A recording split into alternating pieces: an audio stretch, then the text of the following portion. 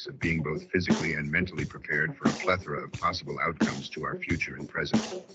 A look into the latest technologies, new scientific discoveries, and how they might be used in connection to the human domain and controlling it, ancient cultures and places. Be warned. This is an opinionated look through headlines, guests that are not afraid to question the narrative, a little bit of crazy ramblings of a stoner conspiracy factist that pushes constitutional concepts. The place and the time are the same, another dimension we call Mountain High Time. Saturdays, 8 p.m. Eastern Time, 6 p.m. Mountain High Time, right here on Revolution.radio, where information never sleeps and truth breaks the spell.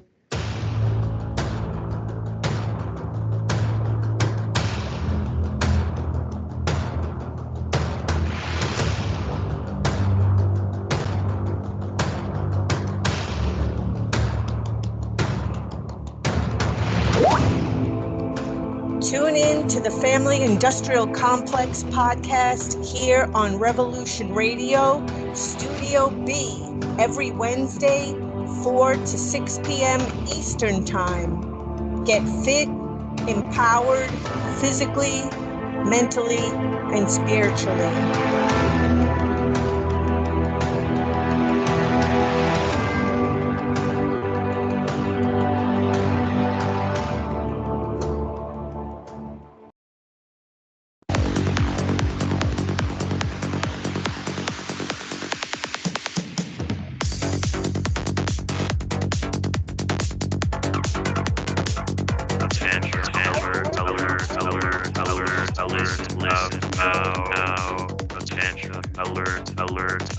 Alert, listen up now. Tune into the corner with Retro 0XE09173. We talk about decentralization and bank annihilation.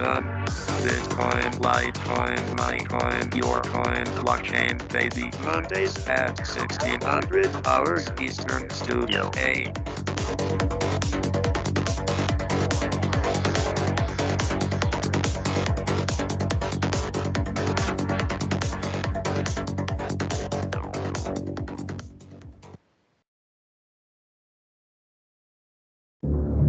Deep understanding must arise during these times of unparalleled deceit. A view into the depths of society upon which this country has fallen, a storm brews upon the horizon. It's been said that those that have the eyes to see and the ears to hear will play a paramount role in the furthering of humanity and civilized society. But can civilized society and humanity survive the coming conflicts? Not seen since a dawn of time in ages bypast. But you can find true forms of information and knowledge in abundance at revolution.radio, freedomsluts.com, the #1 listener-supported radio station on the globe. Stand upon the right side of history. General Holder, you've got to get us out of here now! I won't let you down. I won't let you down, son. Revolution. Fire! I'll take you to burn. Fire! I'll take you to learn. I'll see you burn. You fought hard and you saved and earned, but all of it's gone to burn. And your mind, you time your mind, you know you've really been so blind. Now's your time, burn your mind, you fall apart, you fall behind. Oh no, you're gonna burn. Fire. Welcome to CrossTalk with Sara Cross, a place for radio wanderers to learn about the highest laws and other related topics, with the occasional stroll through more relaxed notions. Now here's your host, Sara Cross.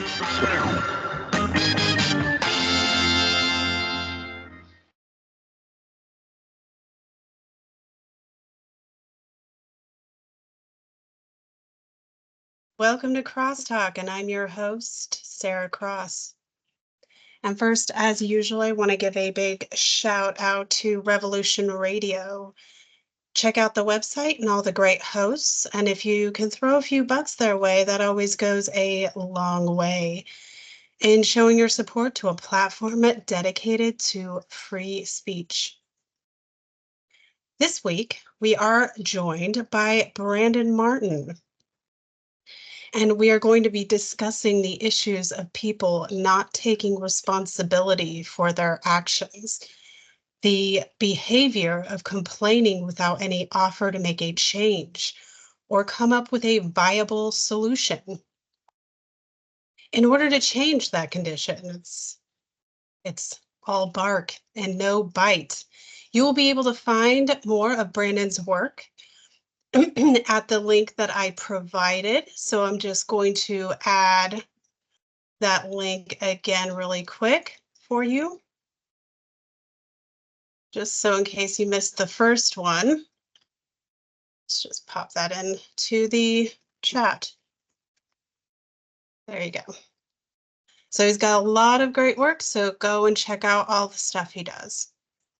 So as usual, please feel free to message me with your thoughts, questions, or even your ideas on other subjects to cover. You can also just tag me in the chat or email me at saracrossart@gmail.com.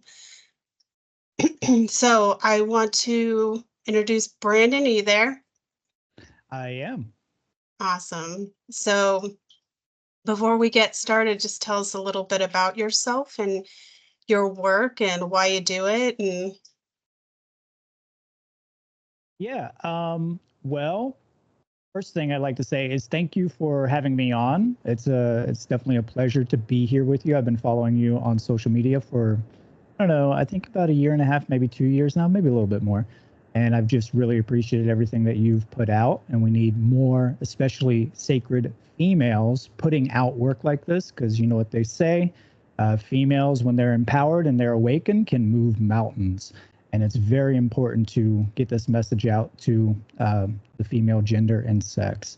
I think that's an amazing place for some people to become activated. As far as my background comes from pretty much the skateboard rebellious culture. I grew up, my father was a professional skateboarder, so I ended up becoming a professional skateboarder for about 15 years. I traveled all over the world. He also was a very rebellious individual. And just as an example of that, the library that he passed down to me was very, very influential in my studies, whether that's geopolitical or cultural, or especially in the esoteric or occult realm. So I was reading books like 1984, Brave New World, Animal Farm, The Hobbit, Mein Kampf, the Satanic Witch, the Satanic Bible, things like this very, very early on. And he was always a big influence into my freedom-oriented thought. So we owned we still own, he still owns it. I don't live there currently, but he owns a world-famous skate park called Skatopia, where we bring in top caliber, bands from all over the world, like War, especially punk bands like DRI, Agent Orange played there. Just a lot of different bands have played there. Fish has played there. So pretty interesting background. So I grew up in this kind of punk, music and punk skateboard scene. And I kind of, was not indoctrinated the way that most people were indoctrinated. I was homeschooled. I, spent most of my time with high consciousness people. And I spent most of my time traveling the world, being on the road with my dad, going to skate parks, going to museums and things like that. So I got a very multicultural, educated point of view. And I started to become very, very interested in the realms of esotericism and just freedom thought in general. I'd say probably my late teens, even though I had a good start on that. I didn't really get motivated into that until my late teens. And then I started asking questions about like these punk communities and, skateboard communities and music communities that I felt were supposed to be an image about the freedom movement, people who were actually supposed to be pushing this movement forward and fighting against the elites and the, people that are in power, obviously, the dark occultists. And I started to notice that they weren't doing it. And they weren't doing anything. All they were doing was giving lip service to this. If even that, I always called them the mannequins of freedom, because usually they were just there standing around looking the part, looking very stylistic, you could say, quote unquote. But there was never any change. There was never any real solutions being brought to the table. They understood some of the problems. By all means, some of them were very educated, but they never were activated or unified in their goal. So I think today's topic is a really a good thing to bring to the table, because we see that across the entire board. So I'm very happy to get into it with you today. Excellent. Awesome. Thank you for sharing all of that stuff, and your compliments, of course, too. So yeah, I noticed that a lot too. I mean, and it was like, as soon as, I noticed it the most, I think, when I call it the incident of 2020 happened. Right. And then all these people who claimed, that they are, or like they put out the image that, they're rebels and they don't let people tell them what to do and all that kind of stuff is, they just, when it came push to shove and action was required, what did they do? They're like, oh, well, I got to compromise and blah, blah, blah. And like, here's like 10,000 irrelevant excuses as to why I can't say no to such absolutely unethical and immoral behavior on the part of the, the institutions at large, the government, and all of that stuff. And like, I was laughing the other day because the band Rage Against the Machine, and we were laughing about it, and it's like so hilarious that that's their name of their band. That's the kind of music they put out, where it's like totally, against the man. And then they canceled, what was it? They canceled like one of their big concerts. And they didn't even refund the tickets or they did something where they wouldn't let anybody who was unvaccinated go to their concert. Yep. And I was just like, really? They did that? And it's just so completely contradictory to the image. And it just shows that, like, when you have people in that kind of position, even people like that, like who are in a higher position of being able to influence the people who listen to them, especially the youth, then really it all comes down to that same materialistic, fear-driven, not willing to actually do anything or take personal responsibility, much less the responsibility that they have on the people who, follow them or watch them or admire them or whatever it is, the people that they influence. They're all the same. And it really amounts to them being, they're just nothing to me. They're nothing to me.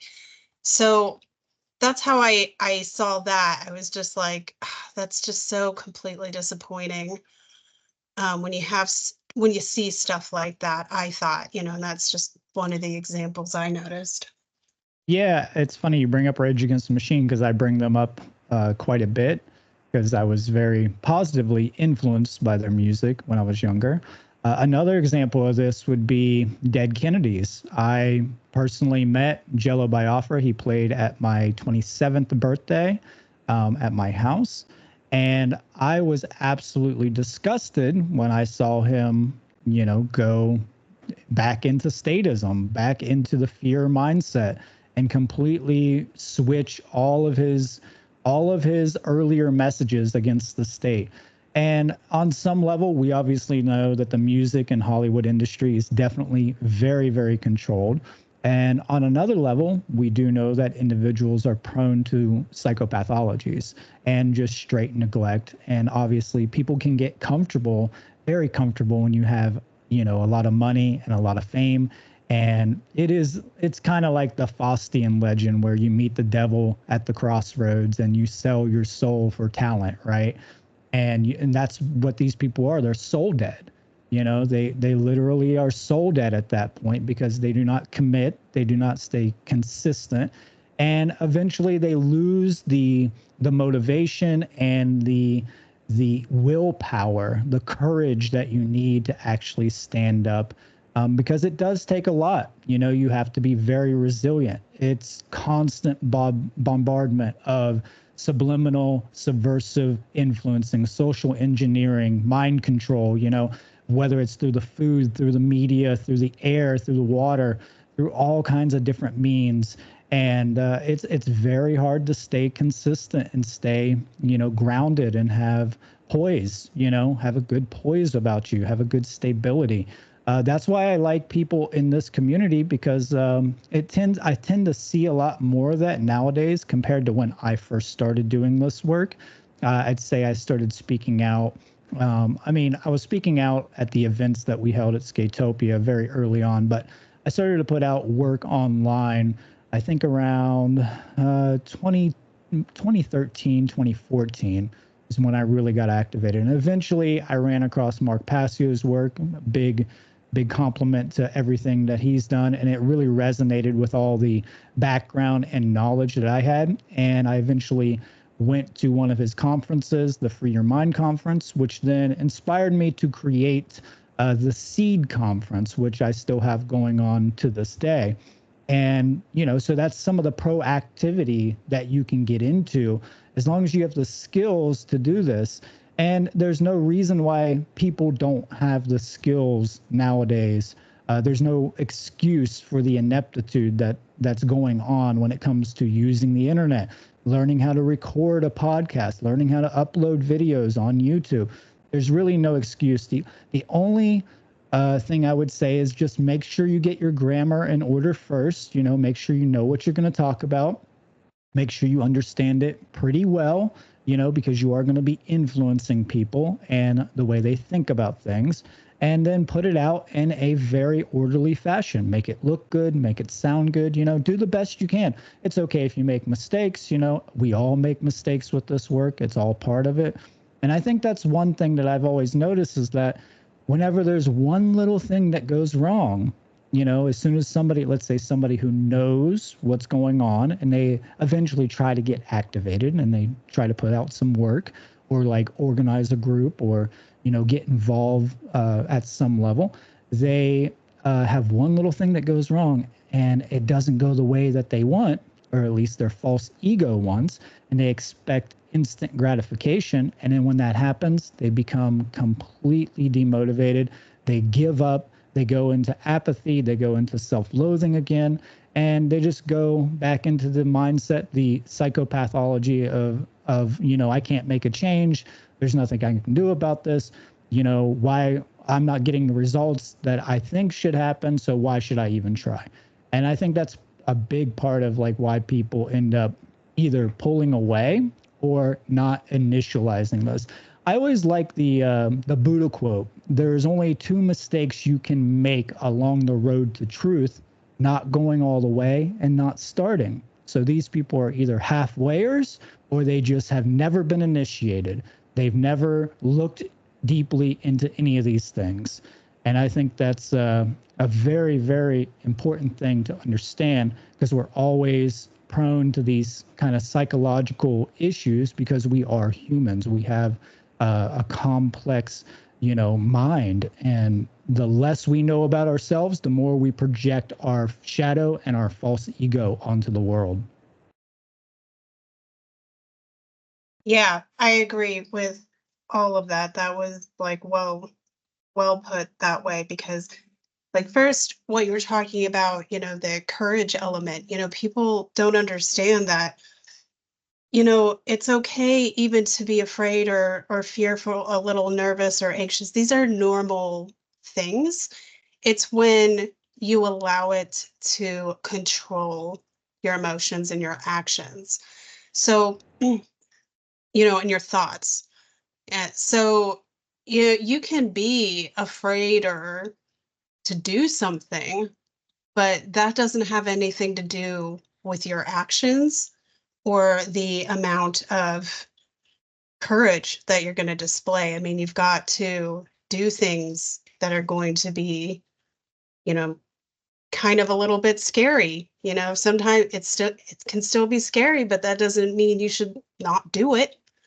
In the case of doing the thing that's right, between, good and bad, or what's ethical, what's not ethical. So I think that people should understand the difference between courage and being afraid. They're part of the same thing, but they're not the same thing. They're two different aspects of the person, the individual. So yeah, and everything else you said too was just spot on. So I think it's really important for people to, I mean, even if you're just you're like, I don't even know what to do. Like, really, it's so basic to me. And like the thing I focus on the most for my own stuff is, explaining the process. And I kind of try to explain it in more of a, maybe scientific, or, where it's just like, a stepping process, like you're following instructions. Almost if you open up like a manual to like put a shelf together, only it's a manual for like how you conduct yourself. Right. So it's like and I've had people tell, oh, it doesn't matter how you conduct yourself. I've actually had people say that to me, and I'm like, it is like maybe one of the most important bases, like it might be the most important thing, like how you conduct yourself affects everything around you, because that's how we, even subconsciously, we affect everything around us. So everything we say, everything we feel, everything we do, it's like not just the physical realm side of it, but the non-physical realm side of that, how you do that, especially like with the younger, more influential people. So like how I try to explain it so it doesn't sound like super hyper spiritual or religious or fancy, and you've got to have all this background.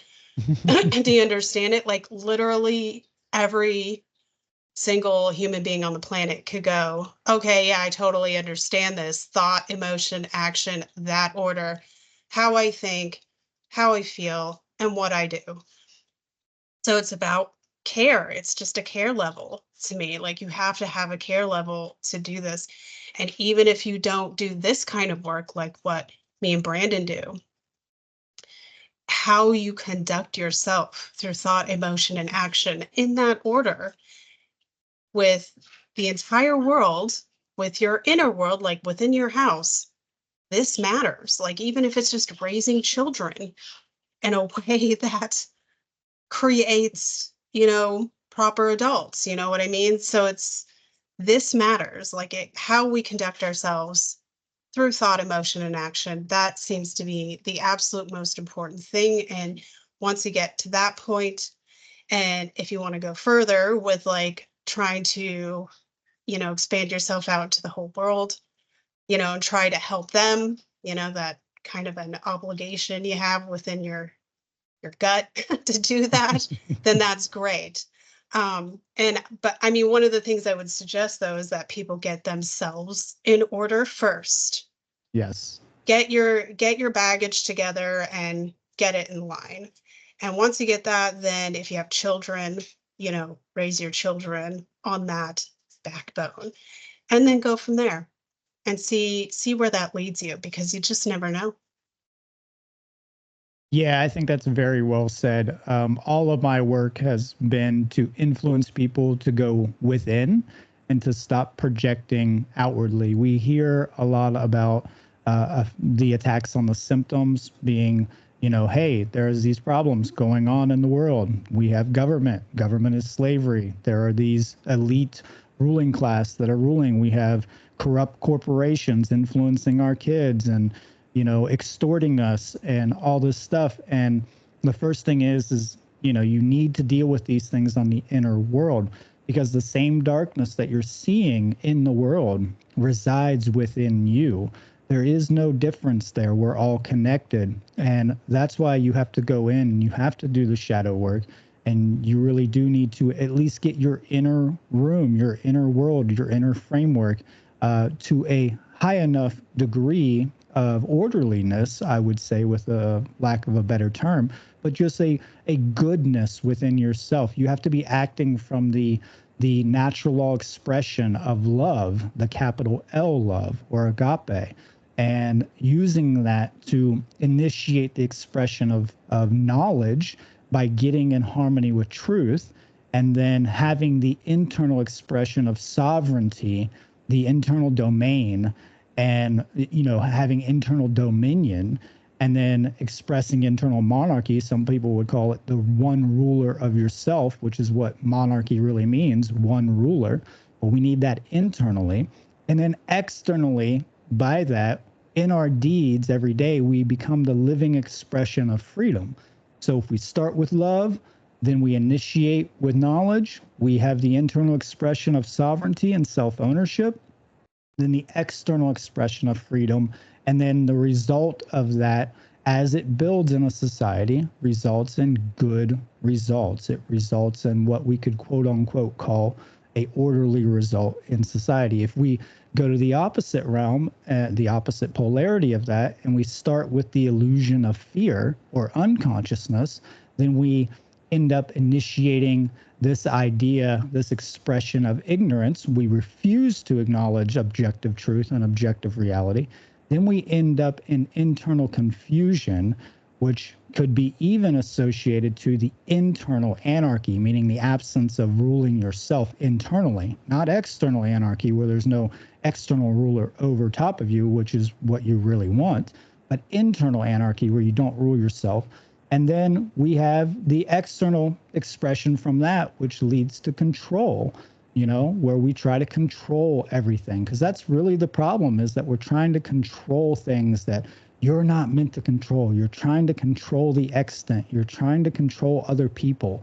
And when you're trying to control, in most cases, you're starting from a place of fear. And then as that collectively builds in a society, you get evil, you get chaos, or what I like the term unnecessary chaos. So it's always about doing the inner work first. It's about cleaning your own house. You have no place in dealing with social dynamics at a good level, at a pragmatic level, without dealing with your own shit first. You need to work in the internal realm. And I think that's what a lot of people lack is help with that, because it's very difficult depending on the levels of trauma that you've went through, depending on your certain economic situation, depending on how much stress you're under, because stress is a motivation killer. Stress is literally a mind killer, So I think that we need to have more assistance in that, but there are areas where you can do this alone. So like shadow work is something that normally you do by yourself.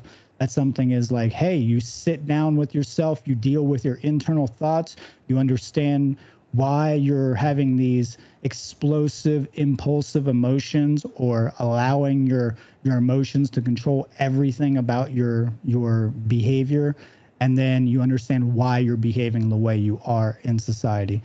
And I mean, it's like, I can't remember exactly what verbatim what Gandalf said, but I like Gandalf from Lord of the Rings, where he says it's the everyday actions of the common people that hold the evil at bay, being the good actions that you're doing, the little bits of good actions that you're doing every single day that make a big difference. And like, you said here, Sarah, you don't have to get completely into doing all this publishing work, though I think it's very necessary to a certain degree. But what really is going to make a difference is you getting yourself in order and staying consistent with that without compromising on morals or principles under natural law, and understanding your self-value. That's a big part of that. Understanding your self-worth. because a lot of people, they have no meaning, they have no purpose, they don't understand their worth. And then because of this, they have no, direction to go into. And then they have no energy to channel into any kind of projects, let alone having like some good hobbies. Hobbies are so important for mental health, music, art, media, whatever it might be, just going out in nature and sitting with yourself in nature is so important. And breathing in fresh air, the breath work is so important. But the point of what I'm saying is that there's many, many solutions that you can apply daily. They're not out of your reach, and you're not within the ability to manifest these solutions. And it's only when we allow our false ego to get in our way of seeing the things that we want to see, right? So sometimes it takes a lot of time. If you have a lot of trauma, well, guess what? It's going to take a lot of work. My grandmother was a great inspiration to me. She went through horrific things in her life, and it took her 20 or 30 years before she really got out of that trauma. A lot of people don't want to put in that effort. I get it. It's hard. But you know what's harder? Living with that trauma forever without healing from it. It's way harder. It's way worse. Yeah, it is. And I was just going to say that too. You got to get your house in order. And what we mean when you say you get your house in order, that's talking about your mind, your heart, and your body, the inside, that, spiritual element that you are, that, inner, I don't know if you want to call it soul or fraction of spirit or whatever you want to call it, all really amounts to the same thing. And confidence, I'm glad you brought up confidence, because confidence is a really huge thing. And people don't know that. You're right. People don't necessarily understand that you need confidence. You need to be okay with who you are and where you are. And be able to work with that. And I think that's one of the reasons why, like, I noticed this, like, I think a lot of the conditioning that we have in society, it's like what I call the parasite class. Because that's what they are. And I've talked about this before. They're parasites. I don't want to call them, dark occultists. I don't want to call them Illuminati or whatever, because they're nothing to me. Just like Rage Against the Machine. They are nothing to me. They're parasites. That means you have to medicate yourself from them and cure yourself from whatever side effects they bring. So that's what parasites do. They make you ill. So one of the things I think their biggest tactic is, it's not just poisoning us with food and water and medicine and education. It's also conditioning us to be, where we don't have any confidence in ourselves. We don't think we have the power to be an individual or to be what we are capable of really being. So they strip that away. I think that's the first thing to go. And once you have a society that has no confidence within their own self and their own abilities, I mean, just think about what 200 years ago, everyone's like, do you think 2020, the incident of 2020 would have taken place 200 years ago? I don't know. I don't think so. I think it would have been a completely different reaction, honestly. But just think about, like, when you go out into public and you're talking to people, even the older people who are older than me now, and it's only been like, I don't know, 20 years that I've seen this drop. Well, people who are older than me, people who are younger than me, and just like, they just don't, they feel completely defeated as like a human being who's capable of anything. So that's why, like, I think part of the reason I started doing this years ago, I would teach knitting and crochet and sewing, basic sewing skills to people in community center groups or churches or whatever venue I could find for free. And usually people were like, yeah, that sounds great. Let's do that. We'll give you this day and this time. And I'm like, all right. And I actually ended up bringing tons of different types of people, all different, places, like they're homeless or they live in a shelter or they're even very wealthy, some of them, and they would come to my knitting group. And it would be men and women. Sometimes they brought their kids or their grandkids, and we would talk about stuff like this. And, you know, what's interesting is usually all of them had a very poor self-image, had very little confidence in their abilities because they're like, oh, knitting is for people who are talented. I'm like, wrong. It's not. It's for people who practice a skill. You practice a skill, you're going to get it. And it's a really easy skill. There's nothing complicated about it. It's really all just counting. If you can count to 10, you can knit a sweater, like really. So, and it's the same thing with crochet or sewing or whatever. You know, I've proven this to myself over and over and over again. And I've proven it to people who say that they've even come to me and say, I'm unteachable. I'm like, we'll see. So I would teach them that. And once they got in the basics of a basic adult skill that almost every single person, especially women, could do less than, I don't know, 100 years ago. This was a common skill, like homemaking skill. Right. As soon as I got them just doing the basics of it, we would discuss topics like this. We would discuss topics like natural law, like thought, emotion, action, like spirituality, like what it really actually is, and stuff like this. And they're like, yeah, they would be in totally full agreement with me. So, you know, even it, despite like what culture they're from or what religion they attach themselves to or whatever other political thing they like, you know, we would talk about stuff like this and immediately they'd be like, oh yeah, totally. I'm completely on the same page with you. I mean, there was the exceptions. There's always a couple, one or two exceptions. But for the most part, that was what I found. And I found as soon as I gave them that tiny, tiny little spark of confidence within themselves that like, oh, I can totally do this. It was like, now I understand what you're talking about as far as, you know, some of these more harder topics or what seems to be harder topics for people. So, you know, like they suddenly understood thought, emotion, action. They understood, you know, how ethical behavior is. They understood how to conduct themselves. Like, and I mean, it might take several months, but it worked.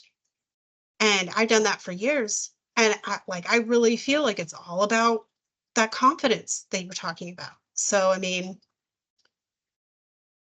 Yeah, I think that's very amazing, and it's a great example of, you know, being empowered by just a small little effort. You know, a lot of people do have this issue within themselves that they don't feel talented enough. They think that talent is something that you're born with, rather than something that you can learn and be skill based.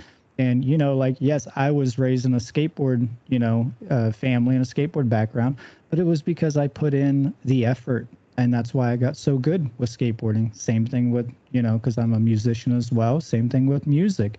It's good to have people around you that can inspire you. That's why I like the idea of being influenced, you know, by peers, putting yourself in environments where you can be more motivated, more inspired, and you can actually see these things taking place. And it's so important for progeny. It's so important for kids. I think that's one of the most honorable things that you could do is raise a kid as a conscious parent to, you know, raise your child to be strong, to be confident, you know, to have good skills that the education system is not teaching you, instead of shoving all these dumb equations down your, you know, down your ears pretty much, and you're never going to use them besides like the basics that you obviously need. But they teach you so much stuff that you don't need to know because they're just trying to put out workers, and they're trying to clutter your mind so that you don't understand the basics of how to engage with reality. That's one of the things that the education system tries to do. So, you know, socially engineering us, obviously. yeah, absolutely. I mean, and then that's another aspect. If you need to put your kids in public school or whatever, I don't judge people for that. I mean, homeschooling is obviously something I wish I had done.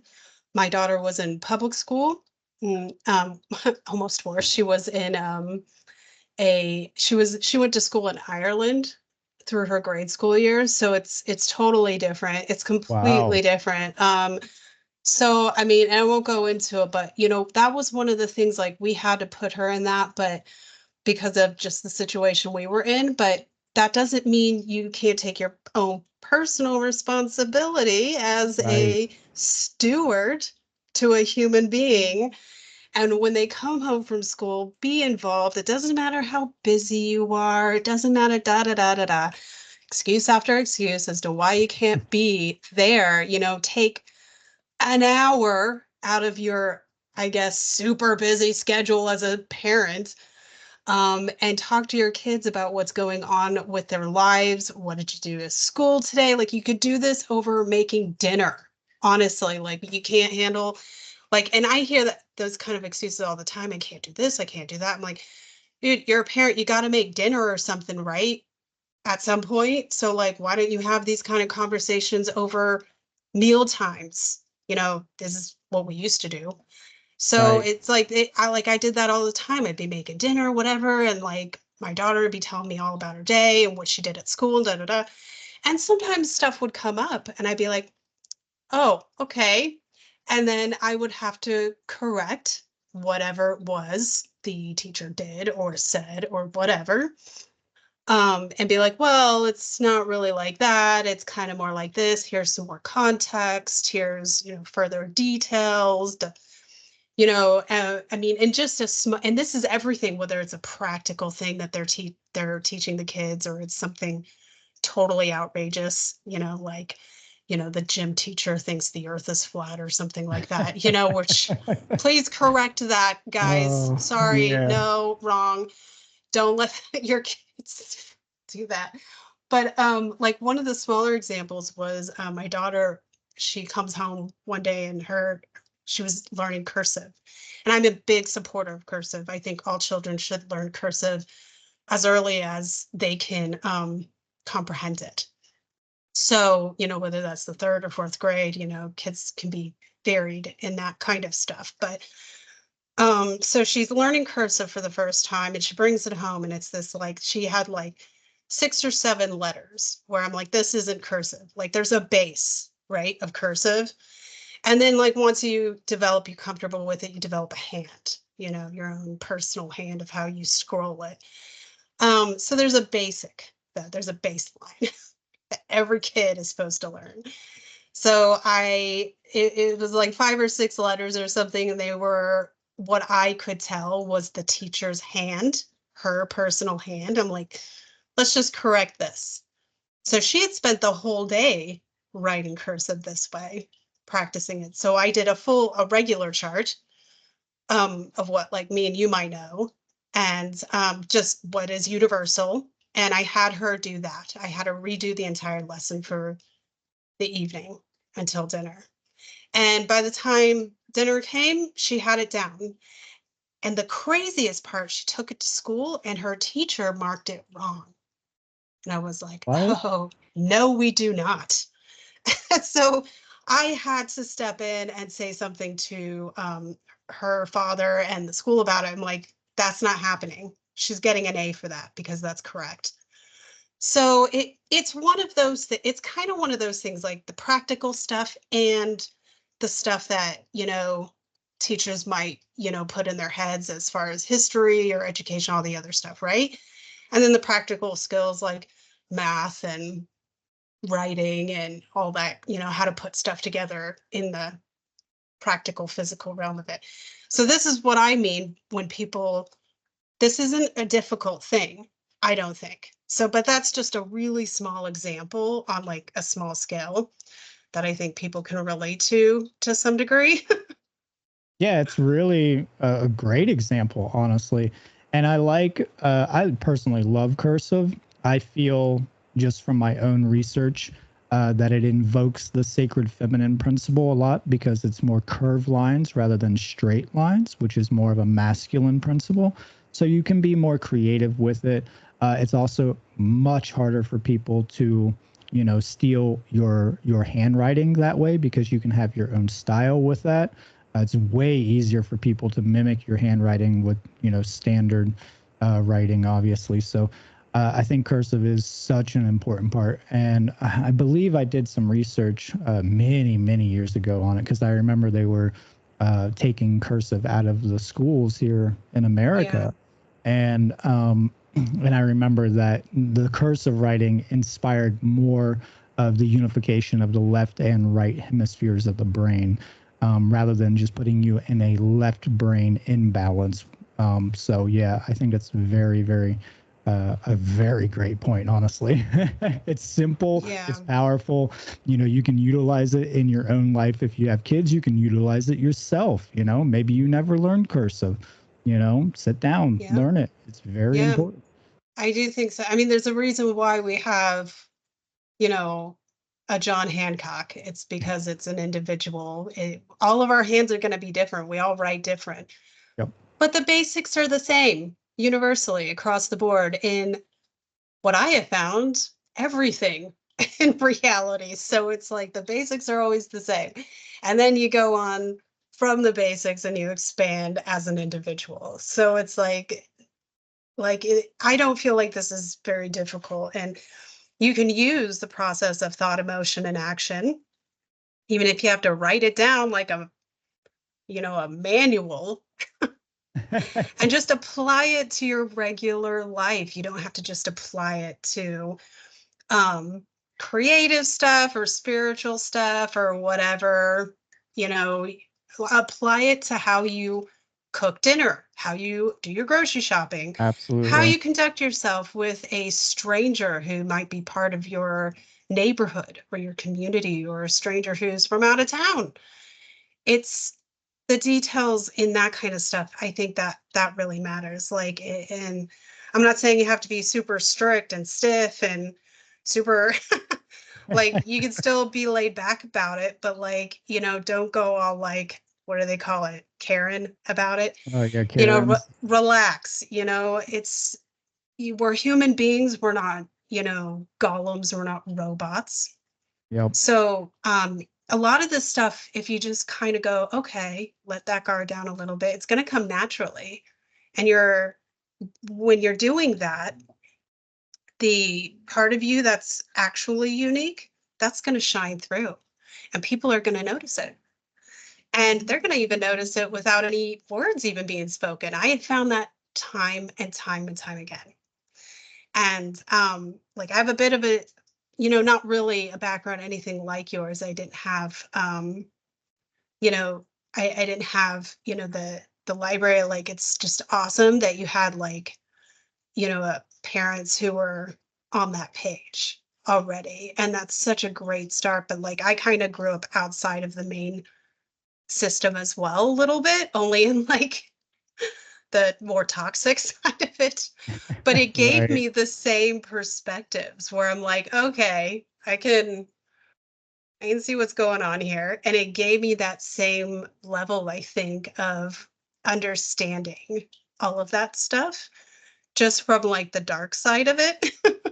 Right. So I don't know if that makes sense, but It does. I realized that it has to be how we absorb it in, take it in, and not let whatever trauma or anything, we are responsible for ourselves. It doesn't really even matter what our backgrounds are. We're responsible for our actions. So, that's just how I kind of always saw all of that stuff. I agree. A lot of people look at my background usually and they're like, oh, you're an exception. I've had people literally tell me this, and they act like that I somehow was buffered, to a great deal from slavery or from suffering or from trauma and stuff like this. And it's no, my life was not pretty at all. I grew up extremely poor. I was very lucky for the things that I had. My dad was very educated. That was one of the benefits. But then on another side, he was a complete party animal. He loved the party all the time. It was, it was hell. So lots of trauma came from that. And that's, being able to learn from the examples of others is a very, very good thing. So being able to look at other people and say, hey, I definitely don't want those consequences, because there is no free will without consequences. There's always going to be consequences. And being able to use the trivium methodology, the grammar, the logic, the rhetoric, the thought, emotions, and actions, and applying that in your everyday life is one of the most powerful, simple solutions. I think that's what you're really getting at here, is that it's not something that's extremely complex. It's not something that's extremely sophisticated. You don't have to be a scholar or, a super advanced Exactly. engineer. These are things that are practical for every person, in everyday living. And then if you just sit down for a moment and you think and you introspect and you look at yourself and how you behave and how you feel, you'll start to see that you're already using these things in some cases. It's just you're not being conscious of that. Yeah, exactly. It's simple, basic how we conduct ourselves. You start with that. Those are the basic rules of the show, and then you move on. I mean, for me, it's kind of like the difference between, like say you have like an older lady and she's struggling with a couple of shopping bags. And it's the difference of carrying her bags across the street for her to help her out, and or choosing not to do that for her because she's doing something like wearing a mask. It's like, I understand. It's like how we conduct ourselves, and when we show that we're not going to allow certain kinds of triggers or emotions or thoughts or ideas or whatever based off of what the parasite class is trying to divide us with as a human race. It's like, dude, it's, even if the little old lady is a true believer or wearing a mask or whatever, are you really going to sit there as as a human being looking at another human being who's having a hard time? You're not going to carry her bags across the street for her. I mean, it's that kind of thing, I think, too. It's, that's another example I always kind of think of. I agree with you on that so much. Like my mother broke down in the middle of the street one time in the middle of a really bad intersection. And she told me that she was there trying to get help and nobody helped her. It was some homeless guy who came off the streets who had to wave down other people and finally force them to stop to get them to help. And this is just an example of the problem, that you can just drive by people that are suffering and you have the time, you have the ability, you have the capacity to, help this situation, and you choose not to because you are stuck in your own selfish mindset too much. And I love the parasite example because parasites are, obviously very harmful, but one way you can get rid of parasites is by starving them of the energy that they need. So they're always going to try to influence you to give them the energy that they need to sustain themselves, right? But if you starve them of that, they die off, and that's another good solution of this internally. You can starve these parasitical psychological issues in your mind. That doesn't mean don't be aware of them. It means be aware of them, but you have to understand what energy is fueling them so that you can not provide that energy. Consciousness is not necessarily the energy. It could be the fear, it could be the anxiety. It could be many different forms of energy that you're providing to this internal parasite. And these internal, I love this parasite thing because this internal parasite issue is manifested into the issues that we see in the world, and we always project these things onto the world and then into the world. The issues within government, the issues within, personal relationships, things like this. These are all coming from the internal world, the realm of the mind. And so that's where we have to go for solutions. Yeah, exactly. It's an infestation, and it's just it's how we behave. It's how and when we don't use the important element of thought before our emotion, that's when we really are allowing it to be in full control. I think, that's how you get the unnecessary chaos that you're talking about, and the, inability to get your thoughts in order so that you can't control your emotions. It's just a mess. It's messy. And, because of my background, I look at all of this situation as just like a disease. We're infested with parasites and we haven't gotten any treatment for it. So the treatment is how we conduct ourselves. It's how we behave. It's how we utilize this time we have in this beautiful reality we all share. And I think if people just stopped, yeah, everybody's going to have annoyances, even with the little stuff, even if they don't have trauma and it's annoying, or something happened to you and it's totally wrong and like, absolutely. But you don't let it change how you conduct yourself. It's completely, and because people don't have their stuff in order, they go out into the world and they try to change certain elements, and they complain and they moan and they gripe, and they point out all the obvious issues, but they don't provide any actual practical solutions to it. And they certainly aren't going to initiate any kind of action themselves, because deep down inside, they don't have any confidence to be a spiritual, emotional, full adult, that fraction of spirit that they really are, that part of source that they are. They don't have the confidence anymore because they don't even know how to define that, because the parasite class is eating it all up. So I don't think really on a large scale, from my experience with working with my community, that that's really where people want to be. Honestly. I agree with you, and that's very well said, Sarah. I think you did a great job. I don't know if you heard my dog in the background, but she was barking. It always happens every time I'm on a show. She agreed too. Yeah, she was in for it. She's on, she's on it. She loves it. I have 3 huskies, by the way, so they're going nuts right now. That's okay. They're loud. But yeah, I think what you said is dead on, and I think there's a lot of help out there too. So I think there's a lot of people out there that are willing to help others, and don't be scared to, ask for that help. You're not alone in this world, and there are good people out there that are willing to assist you if you just search. And usually you have to use the internet for that, but there's people like us out there. We can point you to good sources. We can put you in the path, or on the path to where these good assisters are and teachers are. Right.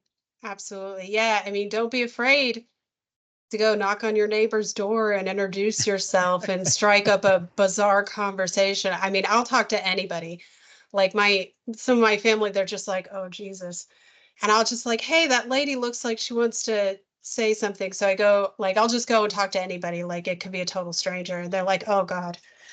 But,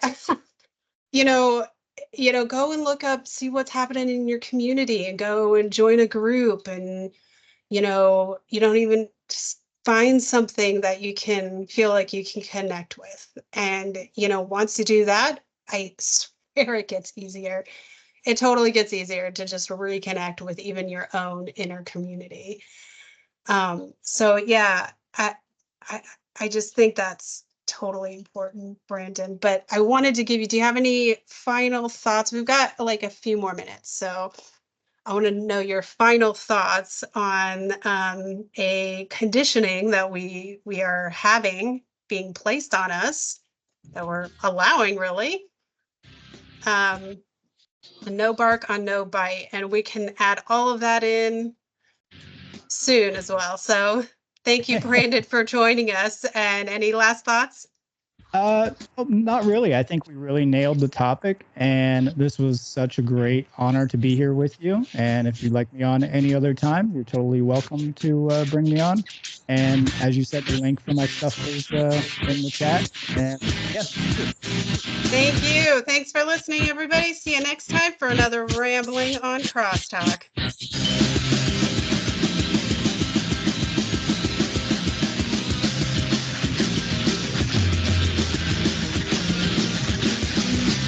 Thank you for listening to Revolution Radio.